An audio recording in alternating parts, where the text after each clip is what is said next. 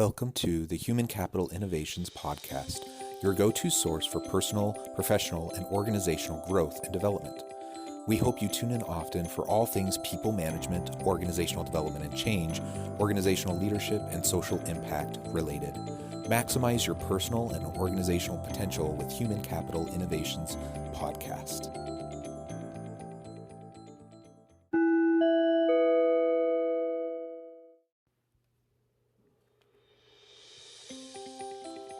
Welcome to the Human Capital Innovations Podcast. In this HCI podcast episode, I share the recent Forbes video, The Social Impact Revolution is Here.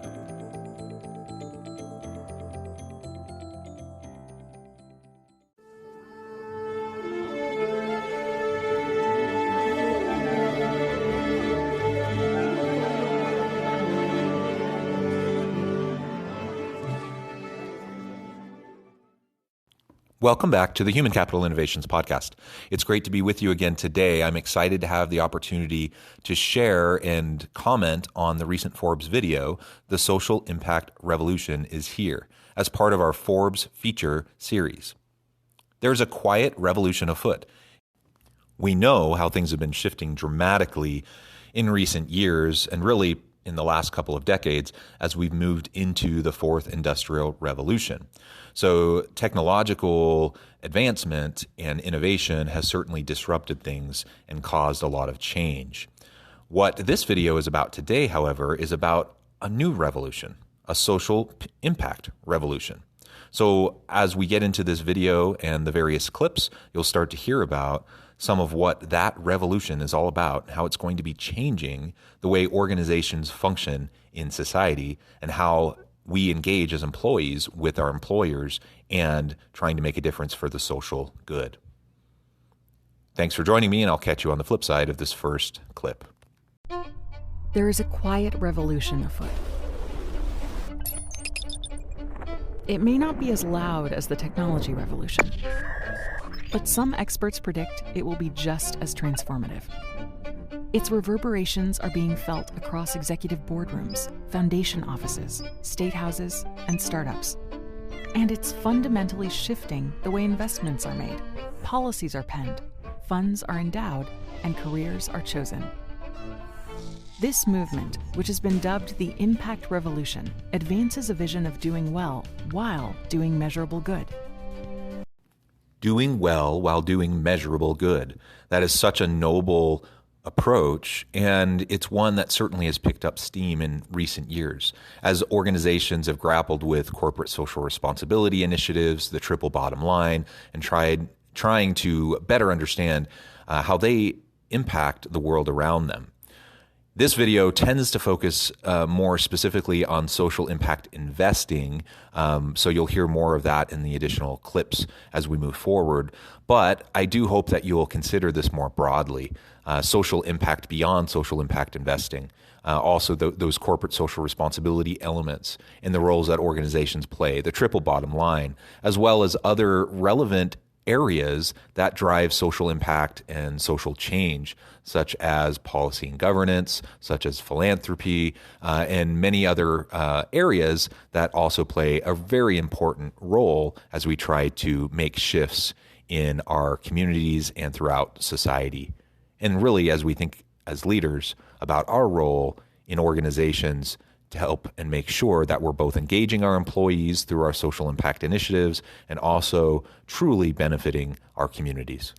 Like the tech revolution before it, the impact revolution is being fueled by a rising generation. Millennials, who came of age amid unprecedented global connectivity, access to data, and economic crisis, are both uniquely skeptical and empathetic.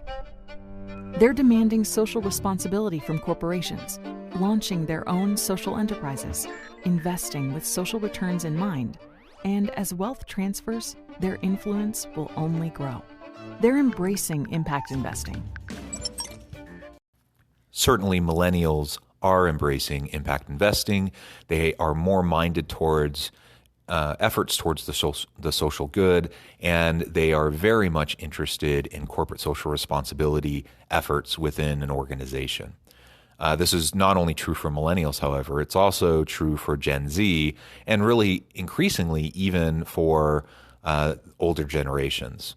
So we think about Gen X and baby boomers, and far more than was the case when these generations were younger, they are also moving into this area of the importance of social impact investing and broader social impact initiatives within an organization.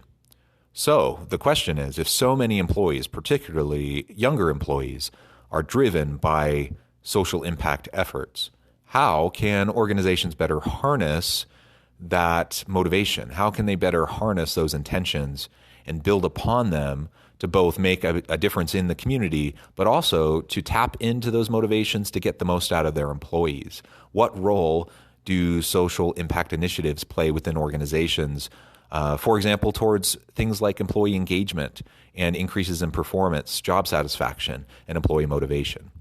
The research increasingly is demonstrating how important this is. So it's important for us as leaders to think about how we interface with our employees and connect them to social impact initiatives that are driven through metrics and assessment, and so that we can know which ones have the biggest impact.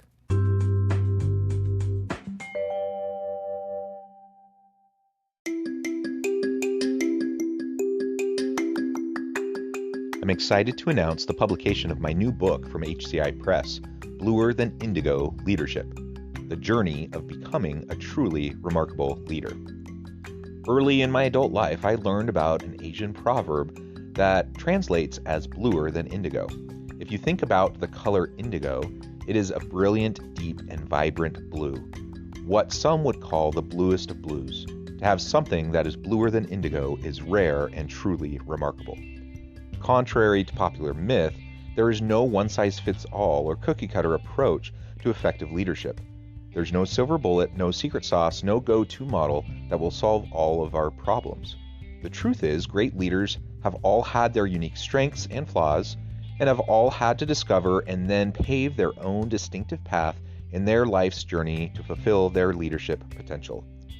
Bluer Than Indigo Leadership will help you discover your own path and explore those ordinary, everyday actions that will help you respond to an uncertain future and produce extraordinary results for individuals, teams, and organizations.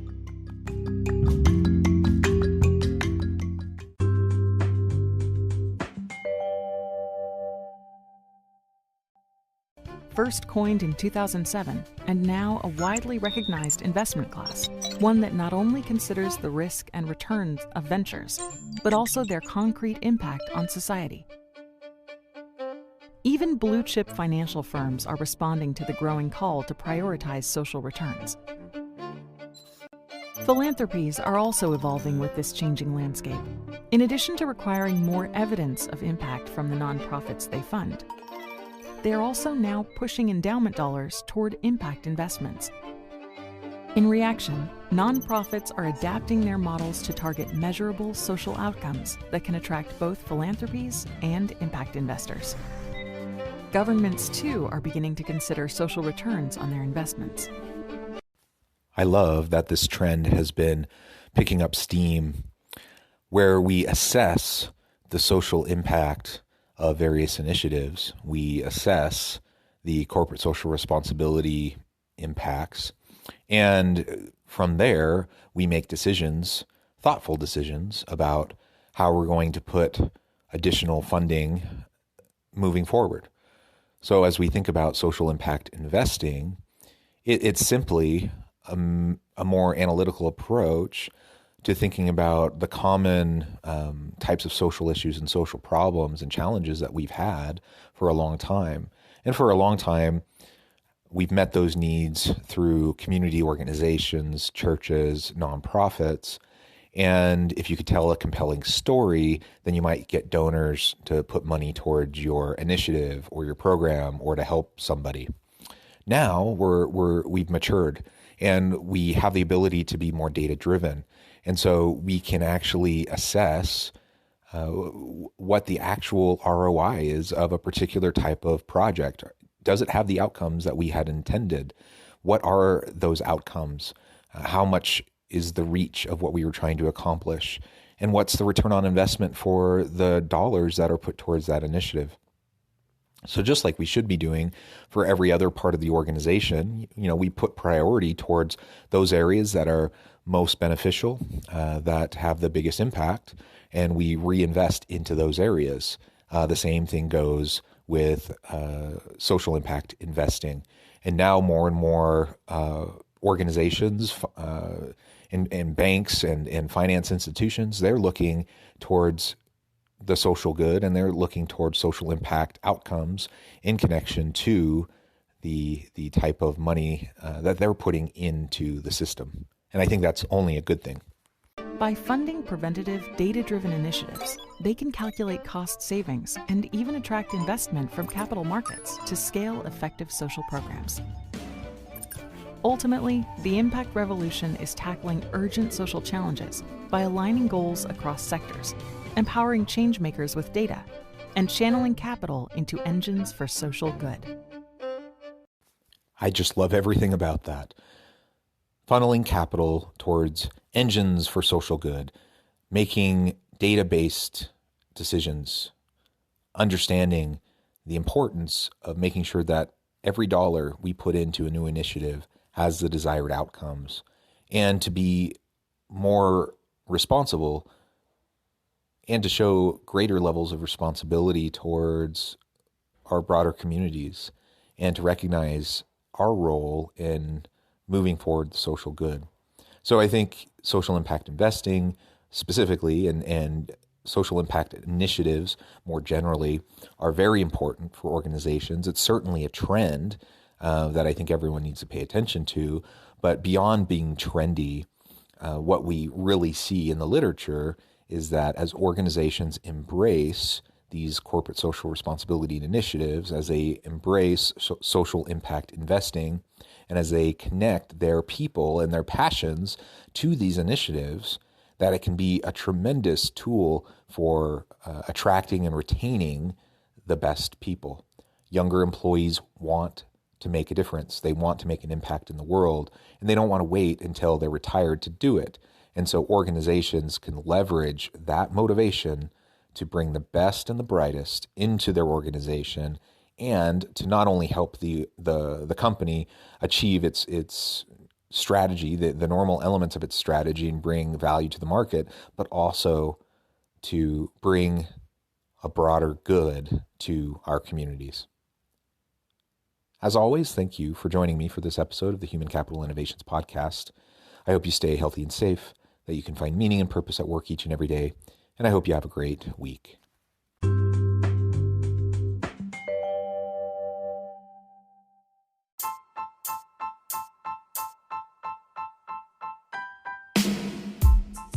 The alchemy of truly remarkable leadership. Ordinary, everyday actions that produce extraordinary results. Consider how the nature of work has shifted over the past 50 years. With increased globalization, rapid technological advancement, and the shift in economic composition, the average job of today looks very different than the average job of 50 years ago. What will the jobs and organizations of tomorrow look like? Moreover, what does this all mean for organizational leaders? What are the core competencies and capabilities of organizations and their leadership that are prepared for continued disruption and geopolitical and socioeconomic shifts? Regardless of what the future holds, increasingly, leaders need to be socially minded, data-driven, decisive, champions of talent, and disruptors of the traditional notions of leadership, teams, organizations, and work. The alchemy of truly remarkable leadership will help you to explore your own leadership competencies and capabilities, and consider ways to apply and implement them into your workplace and personal life.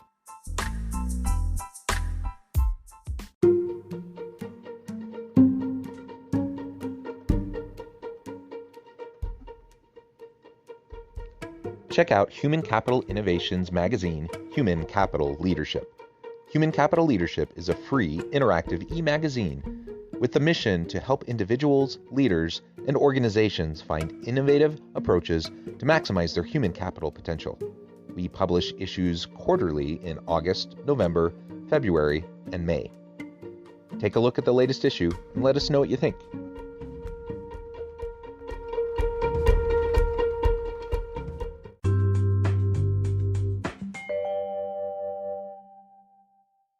Thanks again for joining us for this episode of the Human Capital Innovations Podcast. I hope you stay healthy and safe and that you have a great week.